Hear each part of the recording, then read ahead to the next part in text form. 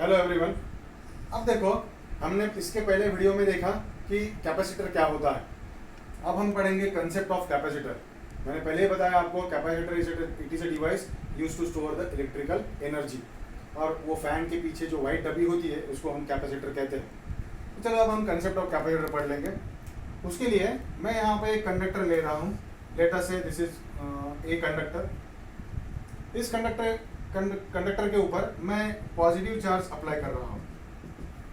अगर मैंने यहाँ पे पॉजिटिव चार्ज अप्लाई कर दिया तो according to the definition of capacitor that is C1 is equal to Q divided by V। V क्या हो गया? इसका पोटेंशियल डिफरेंस हो गया। लेट अस से इक्वेशन नंबर 1। ये चार्ज हमने यहाँ पे प्लस Q चार्ज दे दिया और लेट अस से V क्या है? उसका पोटेंशियल है, तो C1 is equal to Q divided by V ये आ गया। अब हम क्या करेंगे, एक आइडेंटिकल मेटल कंडक्टर लेंगे जो कि मैंने यहाँ पे रख दिया। अब ये जो कंडक्टर है, इस कंडक्टर का नाम B है, ये इसके साइड में मैंने रख दिया according to the charge property. अब इसका जो एंड है, जो पॉजिटिव चार्ज के करीब है, यहाँ पे कौन सा चार्ज इंड्यूस हो जाएगा? निगेटिव चार्ज इंड्यूस हो जाएगा। So this is negative.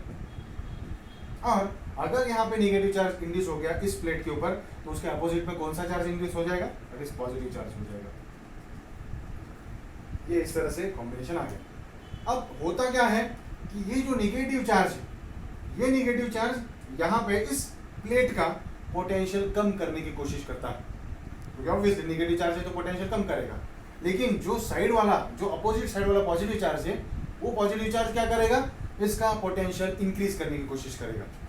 But as this plate, मतलब जो निगेटिव चार्ज है वो निगेटिव चार्ज इस प्लेट के करीब है, तो नेट इफेक्ट क्या हो जाएगा? यहाँ पे इसका पोटेंशियल डिक्रीज हो जाएगा। पर जो भी है, बहुत कम पॉइंट से इसका पोटेंशियल डिक्रीज हो जाएगा, तो हमारे कुछ काम का नहीं है। तो हमने क्या किया, वही अरेंजमेंट थोड़ी सी चेंज कर दी। क्या किया हमने, यहाँ पे ये प्लेट ए ले ली हमने, इस प्लेट के ऊपर पॉजिटिव चार्ज दे दिया। उसी तरह से हमने यहाँ पे प्लेट बी ले ली और इस प्लेट बी के ऊपर यहाँ पे कौन सा चार्ज इंड्यूस हो रहा है? नेगेटिव चार्ज इंड्यूस हो रहा है। और इसका जो एक एंड है, हमने इसको क्या कर दिया है? अर्थ कर दिया। अब अर्थ कर दिया मतलब क्या कर दिया? हमें पता है earth is a very huge conductor of electricity. मतलब अर्थ के बाद जितनी भी इलेक्ट्रिसिटी दे देंगे हम, तो वो क्या कर लेगी? एब्जॉर्ब कर लेगी। अब देखो, यहाँ पे जितना भी पॉजिटिव चार्ज था, वो पॉजिटिव चार्ज हमने कहाँ पे ट्रांसफर कर दिया? अर्थ पे ट्रांसफर कर दिया।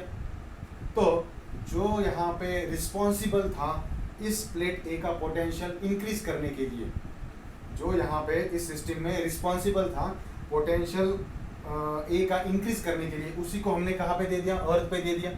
अब बचा क्या है? यहाँ पे सिर्फ निगेटिव चार्ज बचा हुआ है। अगर निगेटिव चार्ज बचा हुआ है तो मुझे बताओ, इस पूरे प्लेट सिस्टम का पोटेंशियल क्या हो जाएगा? कम हो जाएगा। सो मैं यहाँ पे लिखता हूँ, net potential difference of system is equal to, पहले कितना था? V, अब कितना है? V1, तो V माइनस V1 हो जाएगा। चलो, अब इस पूरे सिस्टम का हम कैपेसिटर निकालेंगे। So capacitance C2 is equal to, क्या फॉर्मूला है यहाँ पे? चार्ज तो सेम ही रहेगा। अब पोटेंशियल डिफरेंस कितना हो गया? V minus V1। Let us से इक्वेशन नंबर 2। इक्वेशन नंबर 1 और इक्वेशन नंबर 2 को देखने के बाद हमको पता चलता है कि देखो, C1 is equal to Q by V था, और यहाँ पे C2 इज इक्वल टू क्या हो? Q divide by V minus V1 हो गया। मतलब यहाँ पे अगर मैं देखूँ, C2 is equal to Q upon V minus V1। So ये क्वांटिटी क्या हो गई हमारी? कम हो गई। अगर ये क्वांटिटी कम हो गई तो ये क्या हो गया? हमारा इंक्रीज हो गया। So therefore C2 is greater than C1।